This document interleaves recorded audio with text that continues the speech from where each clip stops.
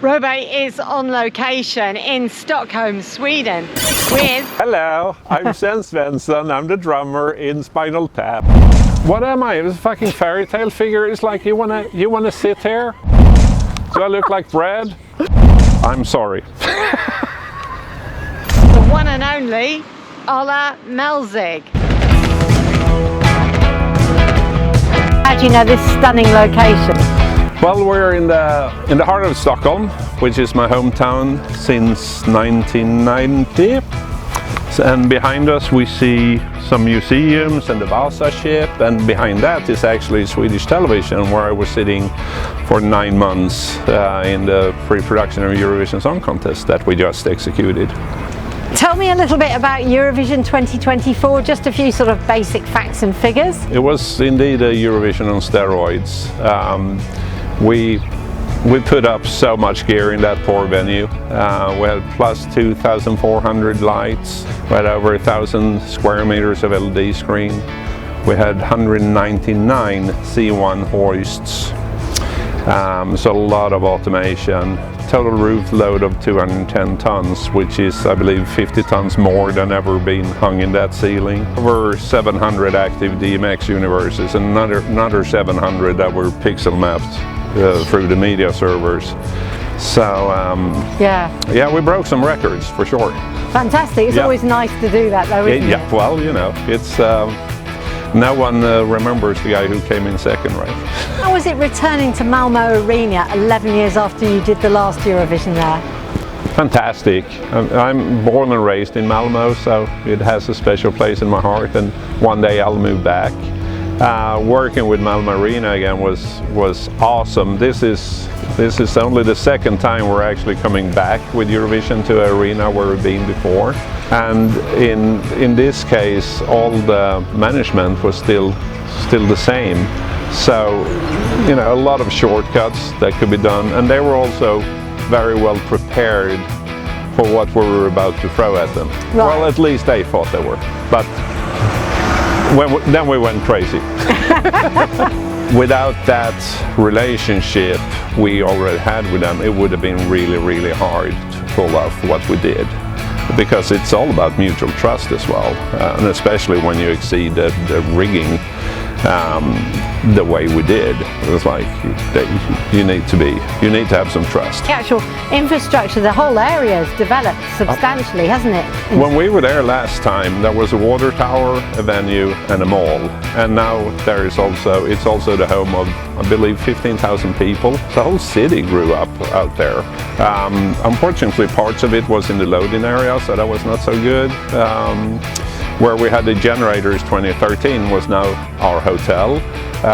So it was a bit more tricky, because in 2013 we didn't have to really care about anyone else but ourselves, but now we had to consider 15,000 people's well-being as well, living out there. So, but it went well. Who were the main creatives involved? Set lighting and video designers? So the set was designed by Florian Wieder, and I believe it was his 7th or 8th Eurovision. And the 5th one we done together. So that was great to work with Florian and his team again. Fredrik Stormby coming in doing lighting design, which was also a great experience. Fredrik is very ambitious and very tech-driven, and you can see that in the design. Then we had Robin Hofvander coming back as the lead multi-camera director. So it was an experienced team that was very bold and very fun to work with. Video content was from Greenwald, which is Fredrik Stormby's company. So we had lighting design and video content design coming from the same source, which is really good. And you can also see that, how it works together all the time. There is not moments when it's excellent, it's actually throughout the whole show. And that is because it's lighting and video content speaks the same language. When did you start working on the project, and then when did the site become active? I moved into my office at Swedish Television on mid-August last year, and we moved to Malmo Marina Hotel on Easter Eve this spring, and we started with markup and loading of infrastructure on April Fool's Day, actually. April 1st? Yeah, April 1st. That's was the magic day. Always a good day to do Always stuff. a good day. How many people did you have on the overall technical production team? How many were you coordinating, and how many different departments were you dealing with? We were dealing with all the departments, show contest, admin, press, everyone. And you know, in Sweden we always work in really flat organizations, so there's no pyramid. It's just like a pile of people on the same level kind of deal, which allows for extremely fast communication and decision lines. In the technical core team is 10 people, and then there is around 20 key account and on-site managers from our suppliers, and a total of around 400 in our crew. 400? 400 for the technical. Over the period, yeah. I mean, that's quite a lot of people to it's many people to feed and make happy. From a management perspective, what's the most important aspect of coordinating that many people? Well, it's communication and information sharing. Make sure that everyone has the correct information and the same information is always the biggest struggle on a project of this size, because there's so many bits and pieces in this puzzle, and it's very organic. What were your favourite technical elements this year? All the automation, the video cubes and the lighting pods. Because it allowed us to change. I mean, first of all, that was the set, and it allowed us to change it constantly, and there was an endless amount of configurations we could do with it, and it never got boring. And quite frankly, the changeovers when we go from one song to another is a hell of a lot more entertaining to watch than the actual song. Yeah, I mean, I guess one of the beauties of having such a dynamic set as well was, you know, you never get to see the same thing twice. No, you don't. Or even remotely. Yeah, and I mean, we were nervous about the whole 360 concept. We weren't sure that the artists and delegations would be able to understand and fathom that, but they really did, and they really embraced it and used it in very clever ways. How about any special moments from on stage or backstage? Well, I mean, there are so many, because there is alcohol involved from time to time. But one of the sober moments that was really fun was to see the expression of the face of Eurovision newcomers to the crew when we rehearsed Spain for the first time. That was priceless. Their song, I think it translates to slut or whore or something like that. And the two male dancers were corsets and fishnet stocking and high heel and beard.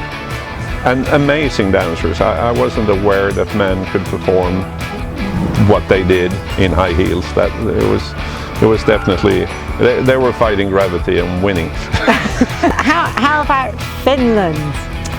How about Finland? Yes. What happened there? No Rules by Windows 95 man. Thoroughly entertaining, but really hard to produce, because it was all about covering up the fact that he was supposed to be, well, he pretended to be nude until he got his magical pairs of shorts coming down from the ceiling. We had to do spike marks in the video content for him to have the exact position, and the cameras had to be in the exact position, so the obstacle in between would hide his private parts. It was a lot of rehearsals. We screwed that up many times, but once it came to broadcast, we nailed it twice, and that's all you need to do. It got you thinking, like, you know, how on earth did they manage that? Yeah, but also, I mean, I remember the first meeting we had with Benke Rydman, who is the creator of this number, a Swedish guy, of course, and he was like, well, we have this giant jeans egg, and I was like, what? Yeah, he's being like born in this egg made of denim jeans, and they're just like, why? It's like, How did you come up with that? But, oh, very entertaining, and you know, it had all the kitschness and campiness to it that Eurovision should. It's a major part of Europe. Sure. Yeah. No, it definitely put the fun into the show this year. That's for sure. Do you know if you'll be involved in the Swiss production next year? It's not likely.